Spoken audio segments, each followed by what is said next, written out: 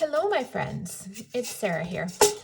So today I thought I would do just a really quick video for you, and I wanted to show you Fimo Professional. And I've heard a lot and read a lot in some of the groups and the forums about Fimo Professional being really hard to condition, and that can definitely be true. However, a lot of times the reason for that is because you may have gotten an old block, or it could also be because of the pigments in the color that you've chosen. So sometimes things like I've noticed this green here. This is called True Green from Fimo Professional, and I've noticed that this tends to be a little bit harder than, say, the pink, but I have 5 blocks here of brand new clay. I just got it in the mail less than an hour ago. So I thought I would compare the fresh blocks with some of the blocks that I've had for a little bit longer.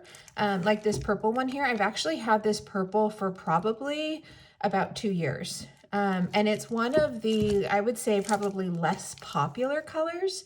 And you can see here, can you see how it's a little bit like, there's a little bit of white showing in here. And when you open it up and you see something like that, usually that's going to be the first indicator that it's going to be a bit of a crumbly block. So you can see here that, like, just trying to soften that in my fingers, you can see how it just, I'm going to move it over here actually. You can see how it kind of just gets, it just breaks off and it just crumbles up. And you're really not going to be able to knead that with your fingers the way that it is right now. So that's actually really hard. And what I will usually do with something like that is I'll get a bowl or like an aluminum tin, and I'll just crumble it all inside the tin, and I'll pour some liquid clay. So that right there, Fimo liquid clay, I'll pour that on top of it, or I'll use some clay softener. I have the Sculpey one right here, but most of the major brands will make one. So you can find them really anywhere. And I'll just kind of dump that over it and then start mixing it together. And it should just take a couple of minutes, and then you'll be able to form a ball, and you'll be able to soften it, or I should say press it down in your fingers enough to put it through your machine. It's probably still going to crumble when you put it through your machine, but that's pretty normal. I would say start off with a little bit less of the liquid or the clay softener in the beginning, and then just keep adding a little bit to it at a time, because you don't want to just add a bunch of that in there, because then it's going to get really sticky. You're going to have a hard time putting it through your machine. It's going to stick all over the place. So just do it a little bit at a time, but you will be able to get that to a usable clay in a relatively short time. So I do have some over here that has already been conditioned, and I've gone through that process and everything.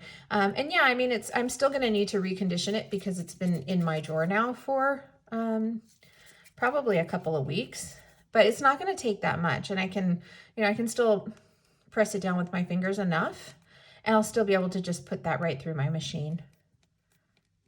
Okay, and I can do that a few times, and I can go ahead and work with it. If you have something that's already been conditioned of the same color, or a color that you don't mind mixing it with, you can also do that. So you can take a piece of this, and you can just kind of, pick up the pieces of the crumbled clay with it, and then start softening it around, putting it inside the ball and rolling out with your hands. Again, you're still going to get some crumbles in there, but it's fine. Just go ahead and start putting it through your machine, and it'll start to amalgamate with the clay that you've already conditioned.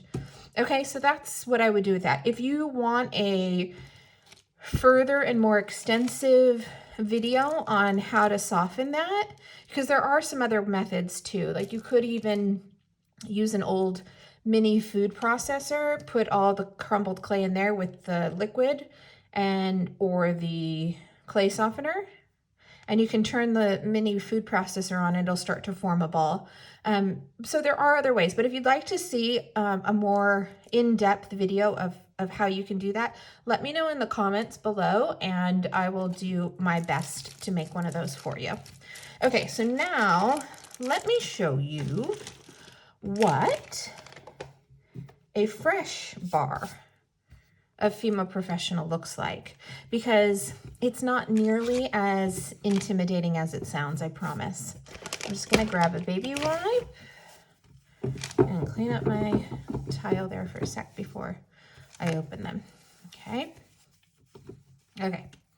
So let's see, since I did the purple, why don't I go ahead and do the magenta here since it's close. You can already see, look at that.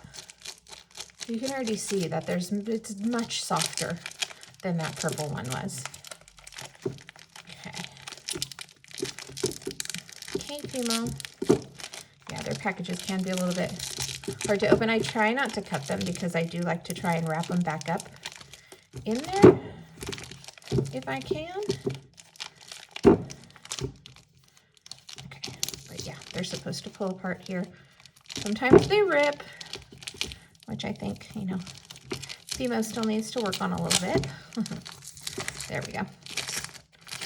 All right, look at that. A nice brand new block of pretty magenta clay. Okay, see you guys, look at that. You can just squish it right down in your fingers. Oops, look at that. I'm gonna cut off a bigger piece. You'll probably be able to see it easier if I do that. Okay, look, there's no white streaks in there. Okay, I mean, yeah, it does do that, but I'm just gonna put it in my hands real quick. I mean, and literally